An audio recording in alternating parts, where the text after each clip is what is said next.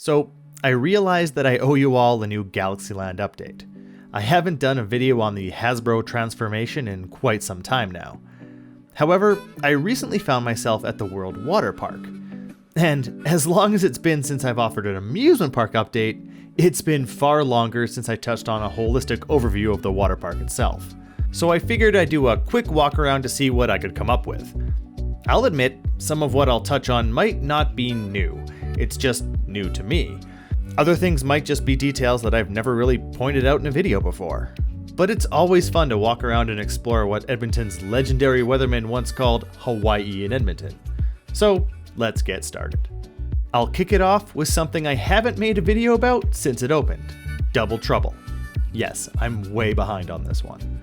For those of you who don't know, Double Trouble is the newest slide in the World Waterpark. It replaces the former Corkscrew, which was removed 2 years ago, in November of 2022.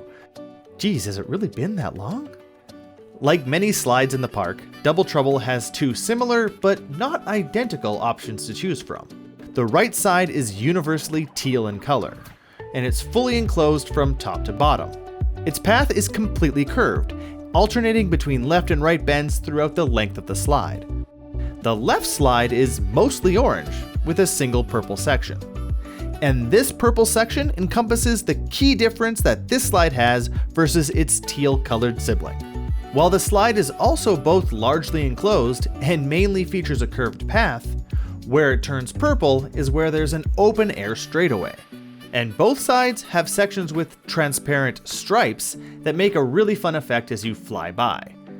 So, which side is better? I like the right because you're in the dark the entire time, and you're always whipping around a corner. And because this slide is tube exclusive, you fly along pretty fast. But I like the left because the open air section mixes it up a bit. And while I like the striped section on the teal side as well, I think the way it looks on the orange slide is just the bee's knees.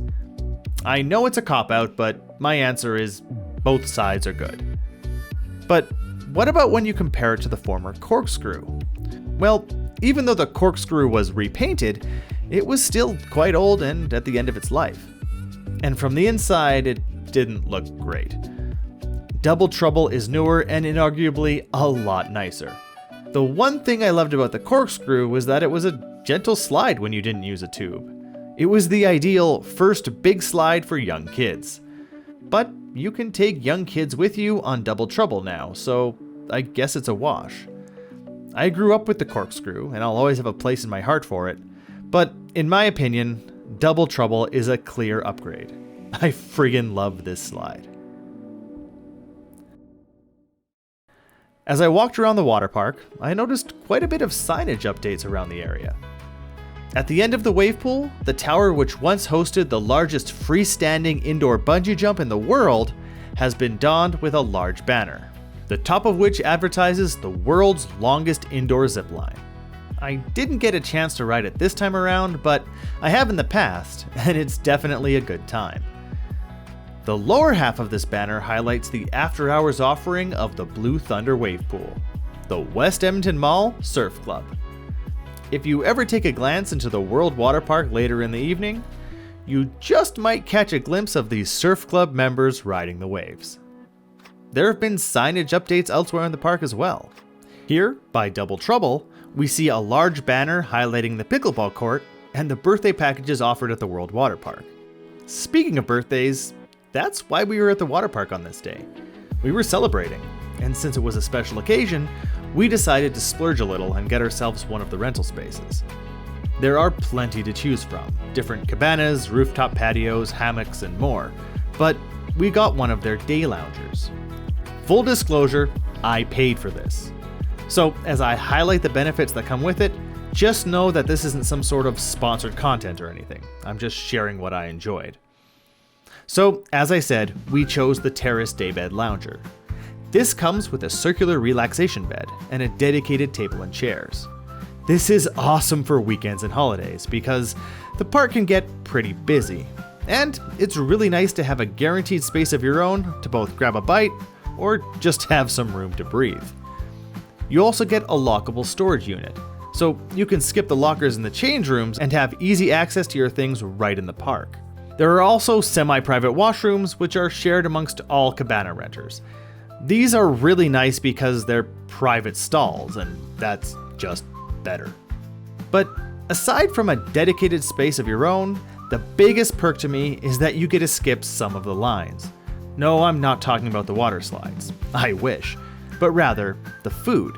You have a dedicated kiosk where you order your pizzas and hot dogs, and they get hand-delivered right to your cabana. But aside from all that, and this really is just the best, when you get a rental space, you get to come in the priority entrance. And not only that, but the email I got told me I could enter the park up to 30 minutes early just to get settled. Now, you can't hop into the pool just yet, you have to wait until they open. But if you're the type of person who wants to be all ready to hit the waves right at that first foghorn of the day, well, this is a huge bonus. And when I was looking around, I also noticed there's a new rental option, picnic tables. These are located close to the main dining area, but they're reserved all day just for you. So you get that guaranteed space, and you also get a large locking storage unit as well. These must be newish because I don't remember seeing them before. Wait, I was talking about signage, wasn't I? The slide entrance signs have been all dolled up with floral decorative greenery. I won't pretend this is real plants like back in the 1980s, but it looks really good. I thought this was a very nice touch. And it's been like this forever, but the viewing window into the water park has some signage too. There's some mall branding and an advertisement for Soundwave, the park's EDM music party. But next to that, they've put these rectangular slide graphics showcasing the names and some fun details about all the slides in the park. I really like these a lot. It's a nice showcase of what the park has to offer, and in my eyes, the simple design really hits the mark. I know this is just signage, but I like it a lot. They've also updated the park map. You can tell this is brand new because they highlight the new picnic table rental spaces, and another new addition to the World Waterpark, Surfside Pickleball. I already made a video about this, so I won't chat about it too much other than to say, the World Waterpark now has a pickleball court. Oh, and the court has some holiday decorations up too. They have these inflatable decorations around Palm Cove cabanas and near the entrance to the park. I thought it was a nice touch. And just down from the pickleball court, there's another large banner advertising Sharky's Grill. And it made me want to mention how much I love this dining area of the park. The seating area is kind of like a hidden gem. I don't think this space is seen by as many people as other parts of the park, and I really like the atmosphere here. It feels a little isolated, tucked in behind Nessie's Revenge. If you ever visit the park on a really busy day, try coming here to grab a bite. It might not be as busy as the main concession stand. Right across from Sharky's Grill is Pina Colada Bar, another area of the World Waterpark of which I just really enjoy the atmosphere. Not much to say about this one, but it's comfortable and it too feels a little isolated from the hustle and bustle of the World Waterpark.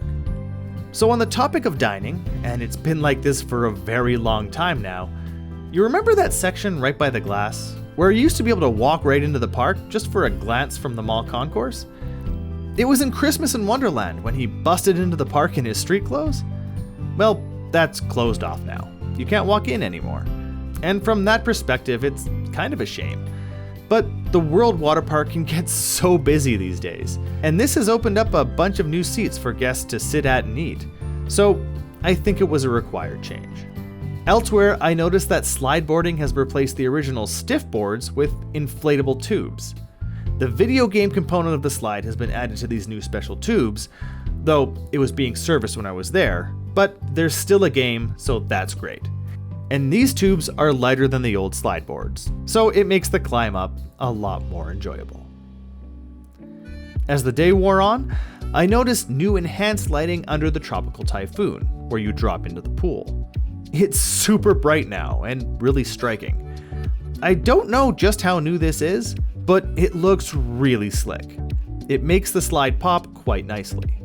And as my day drew to a close, I remembered why I enjoy going to the World Waterpark in the winter so much. Not only is it a welcome escape from the winter cold, in fact, the wave pool water today was really warm this time around. My whole family noticed it and we all really enjoyed it. But no, it's not about temperature. It's that, at the end of the day, it gets dark. And they have to light up that slide tower with those globe lights that I've loved ever since I stepped foot into the World Waterpark as a kid, way back in the 1980s. So yeah, as usual, I had a great day at the World Waterpark. And now that I've spoken about it all, I guess I know why it just felt a little different. It was just a bunch of small things, sure, but it was enough to make my WEM sense tingle, and I hope you enjoyed hearing about all these little updates. So the next time you're making your way to the greatest indoor show on earth, why not stop in our own Hawaii in Edmonton, and take some time to splash and slide, or just enjoy a drink and relax at one of the world's greatest indoor tropical destinations, the World Waterpark.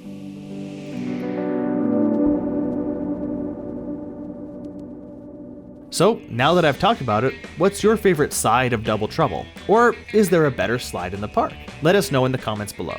If you enjoyed this video, please subscribe to the channel, give it a like and a share, and maybe even visit my Patreon page. And why not check out one of my other videos? All about the greatest indoor show on earth, West Edmonton Mall. Oh, and thanks for watching.